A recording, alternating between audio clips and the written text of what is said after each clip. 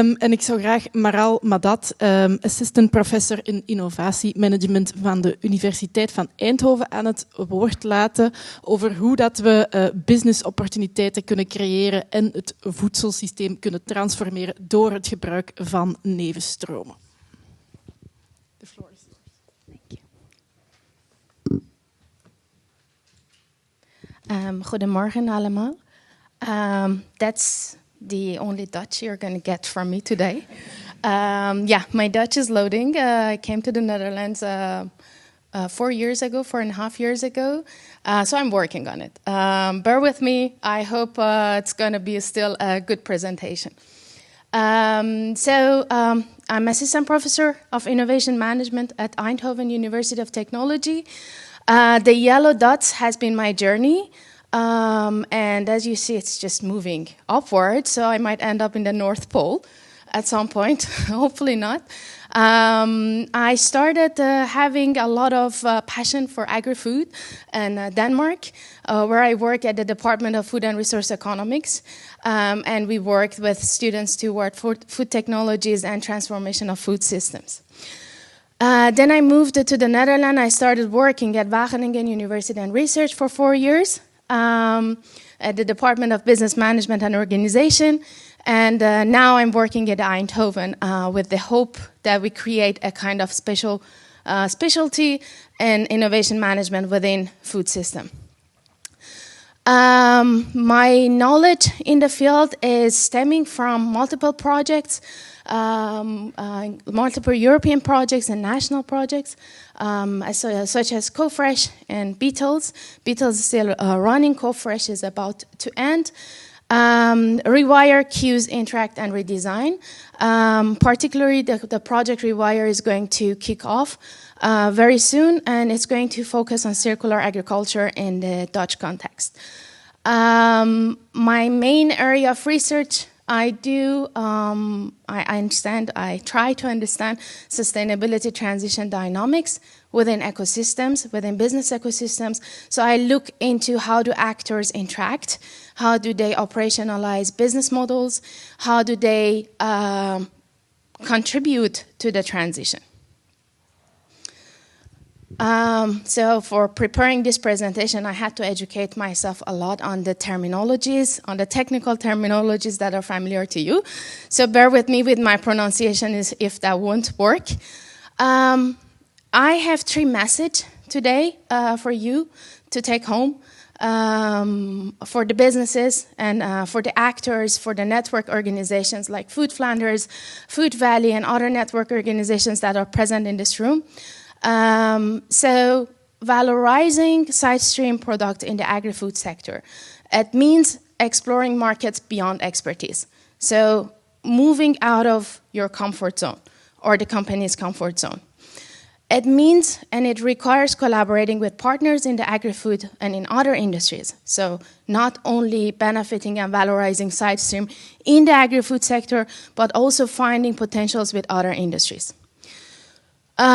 Also, in order to actually understand the trade-offs, because sometimes we just try to do it too much, it's wise to do a cost-benefit analysis when it comes to valorizing Sidestream products of a particular company.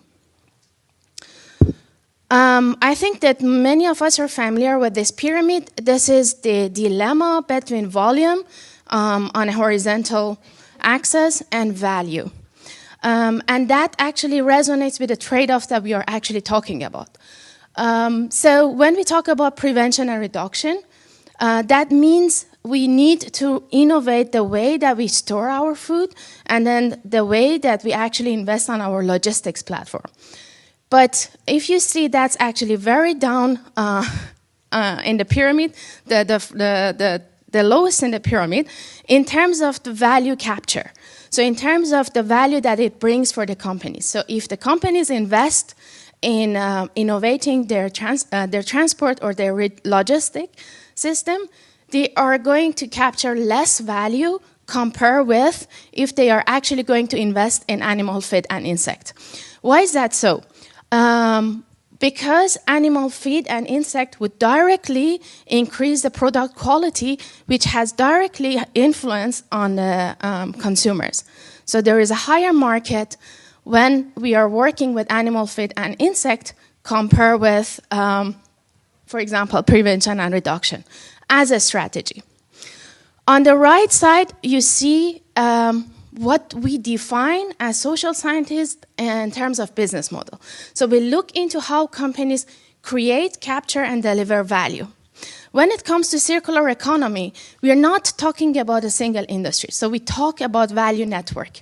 So we talk about how a group of organizations create value together, who is responsible for the coordination, and then who is actually responsible for control and centralization. So these are the elements that interplay together when we talk about side stream valorization in the agri-food system. Let's talk about the potential that we are actually talking about. Some numbers. Probably you're all familiar with the potato stem pills as a potential. Europe is producing 56 million potatoes, which 0.16 tons of potato peels per ton of processed potato we produced. At the moment, the current management system, the most practiced one, is used for animal feed, biogas production, or composting. But with technology uptake, we might actually go through the fermentation and bring more potential to the potato peels. Another example is the cheese whey. So the numbers there actually is a little bit more fascinating because we are responsible for 150 million tons of milk processed, which 10.4 million is cheese. 9 to 10 liter of cheese whey per kilogram of cheese processed is actually produced as a kind of a whey protein product. The current management, we are talking about mainstream. We are not talking about niche innovation. So the current management lives in the wastewater systems, a small fraction revalued for animal feed. What we need to do there in terms of the management or innovation management is lipid recovery via thermocholic precipitation. That's exactly what I meant. And other fermentation technologies to actually uptake the value. So we so far talked about the current management and the innovation potential that is in the system. So we talk about the technology. In my field of research, we look at technology as an object. So we look into how technology diffuses in a system and how do companies uptake that.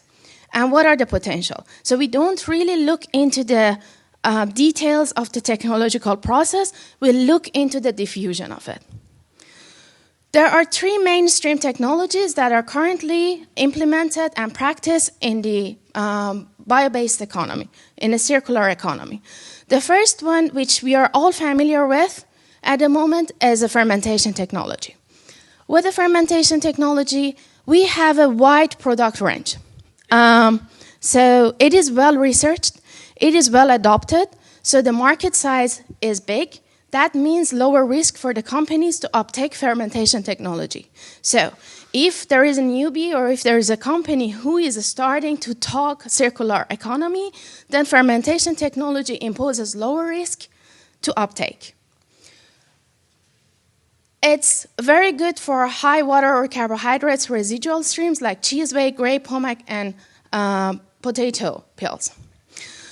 The ideal business models that we are suggesting as scientists for the uptake of fermentation technology for any agri-food actor is collaborative business model through value mapping tools. They are all tools that actually make actors sit together and collaborate to actually come up with a business model and in which they will adapt to their own needs and be able to operate in a system. The second category of technologies are the adsorption to enrich extract. That technology focuses on concentrates. And they have lower operational cost. However, they have, and it offers a better quality of products to the consumer because you have higher control over quality. There are some risks associated with it because it requires pretreatment, lower selectivity potential, and resin degradation. So this ultimately proposes a higher risk for a new company to actually adopt circular agriculture. At the moment, what we are talking about, we haven't reached economy of scale for this technology. So that means that the partnership with incumbents, so with the big firms in other industries, are advised to actually uptake this technology. So what we recommend is do not take it on your own. If you do not have the right capabilities and resources, go for partnership with other big companies in other industries. And last but not least, the microbiome determination. With microbiome determination, we actually are able to identify the beneficial microorganisms for efficient processing. It is a very consumer-oriented approach, but it is also very costly in terms of R&D investment. It's a very technical process, and any company that actually it's going or willing to uptake this technology has to have a big investment in R&D. And as you know, the investment R&D has a very low return on revenue. What we advise for companies who are going to actually adopt to this technology is to go for acquisition or spin-off creation. Other these spin-offs are the spin-off of the own company, or which is knowledge intensive, so research intensive, so at least it might end up to having a patent or creating a patent push for a company that is active in the ecosystem, and then try to actually valorize or put it in the implementation phase. Creating alliances. So basically, join and sign a partnership with another company who is very well adopted this technology.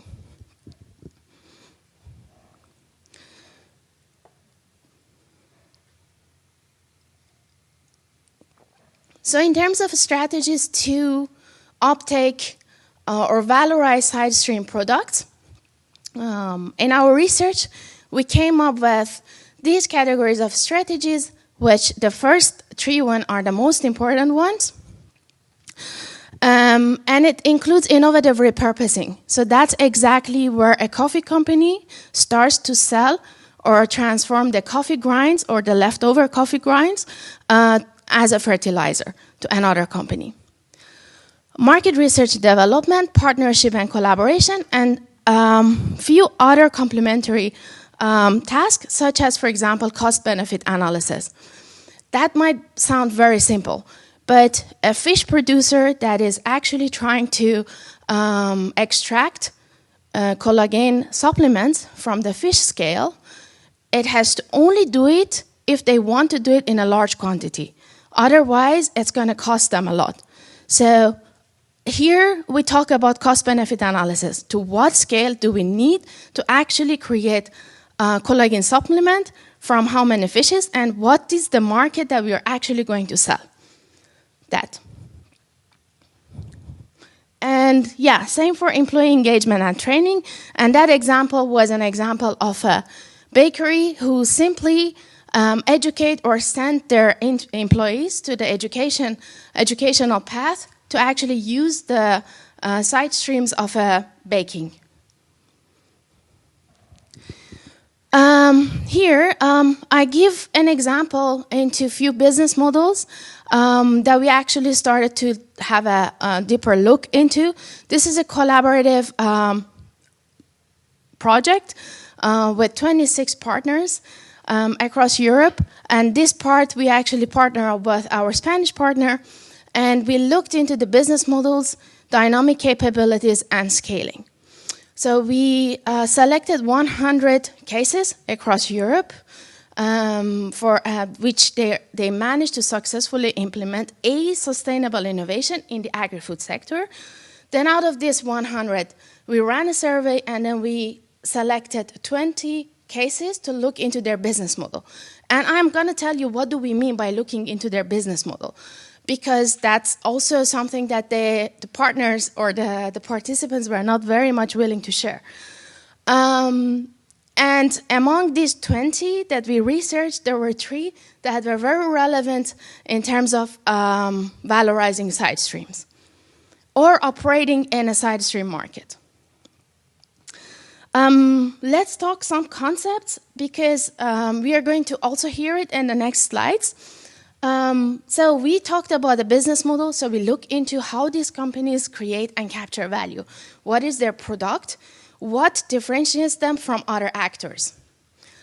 What are the dynamic capabilities? With dynamic capabilities, we mean all the resources and capabilities that a company has, which enable them to sense and seize opportunity. So we are not looking into all the resources and capabilities they have. We are going to look into the resources and capabilities they have to sense and seize opportunities in terms of creating value or creating a new value. And in terms of scaling, I think that means growth in simple words. We look into the 3 dimensions of scaling. So whether these companies manage to impact policy, whether they manage to have a higher market or reach the community, and whether they manage to impact culture. So whether a company actually create an atmosphere in their community in which made the consumer more aware of their consumption and production. So we mean 3 types of scaling here.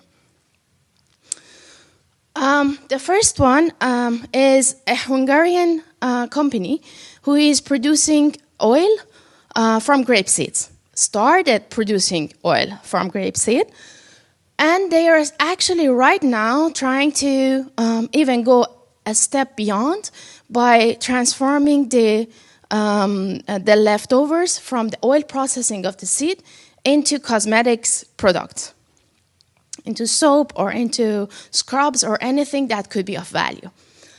So they are starting with the circular, and now they are moving with the zero waste stream. So their market strategy was B2B and B2C. They have a strength in their business model, and that was their connection with the farmers. So they get very cheap grape seeds from the farmers in the region by promising to bring 10% of the value of the final product back to them. So they were buying the grape seeds on a very cheap price, but they were giving back to the community. So this relationship among the company and the farmers has strengthened along the way. They were doing a lot with the contracts and online. So their main stream of selling products were online. And they didn't stop actually innovating as such, so they were basically valorizing their byproduct as well.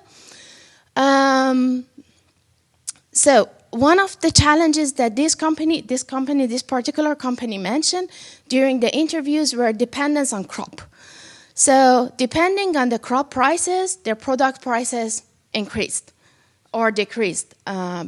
And depending on what type of crop was produced in the region, because they moved from only grape seeds and they used a lot of seeds in their oil extraction processing. So they were very much depending on the crop when they were coming to oil production. What they notified, it was the lack of investment and regulation. Well, we might actually think about that, because that was present in most of our cases, and that was a lack of investment. So many of these companies have difficulty to scale out because there were not such a large organization who put a lot of investment, or there were no venture capitalists as such to actually buy a share in a company and help them scale out. As you see in the scaling pathways, it is positioned pretty much on the scale out and a lot on the scale deep, and that means impacting culture. So they were running a lot of workshops and a lot of education, and they were very active in the living labs in the region. So this way, they managed to actually change the behavior of their surrounding and communities toward more circular products. The other example is Comunità Frizzante, and that is a community-based business model which buys the side stream or the waste of the farmers and turns it into sparkling juices. The interesting point is they don't have any processing in-house. They have a very small office, and they basically outsource everything that is every facility, even the processing, the packaging, and everything, they just outsource it. Their logo or their unique selling point was bringing a community back to community. So they were using the community around them to actually create this product. They were very much relying on a consolidated network because they were literally outsourcing every skills and every processing that they had. That helped them because they remained small.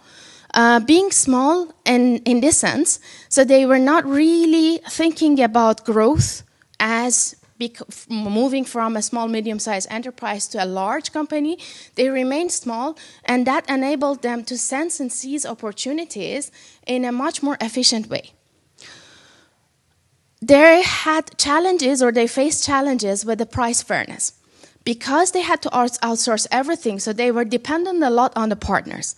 What the consumers were demanding was a fair price or a transparent way of price communication. So why they would buy a bottle of sparkling orange juice with this price this week, and next week the price would have been changed. So they had a lot of difficulty convincing the consumer in terms of price communication. And that was also not very much helpful for food traceability for them. So that was a challenge that they were experiencing. They're still in the market, they're still operating, but these are the things that they were considering to actually, when they were thinking of scaling. As you see in the scaling map, they are not very much on the cultural impact, but they are still high on scaling out. So they are making market expansion. They are having greater number day by day, and so on. Last but not least, this is a winery, which basically it started joining the transition towards circular economy by turning their own grape seed to flour. What was very difficult for this company was they were skipping the path of oil extraction. So they were directly turning the oil seeds to grape seeds to grape flour. And that enabled them to uptake a new technology, which was cryomilling, which crystallize oil in the grape seed, so it will directly turn to a grape flour. They were working with many brokers because the technology was on a high end, so they were working with a lot of innovation brokers. They were a lot reliant on technology providers, so they had to work with a lot of innovation brokers to make these deals possible. Because they were adopting to a new technology, they had a closed approach to organizing for innovation, and that's perfectly fine. So even though we are doing and promoting a lot of research in collaboration and collaborative research, but then if it comes at the cost of sustainability, then a company is advised to stay closed, at least until they can protect their own economic sustainability. Their major focus were quality retention, so they wanted to keep the quality all the time at high level, and they were very much dependent on the tech providers, as we said. They were scaling out, but they were still in the progress of scaling deep and scaling up, as such. So the message here is these are the three elements that the dynamic capabilities and growth and the value creation and capture are the three intertwined concepts in this sense to actually help or hinder companies to grow. So when for an innovation managers within companies, it's always wise to actually reflect on what capabilities are present, what resources are present in terms of uptaking new opportunities. So it would provide benefit and make it also sustainable, not only environmental and social benefit, but also economic benefits. And thank you.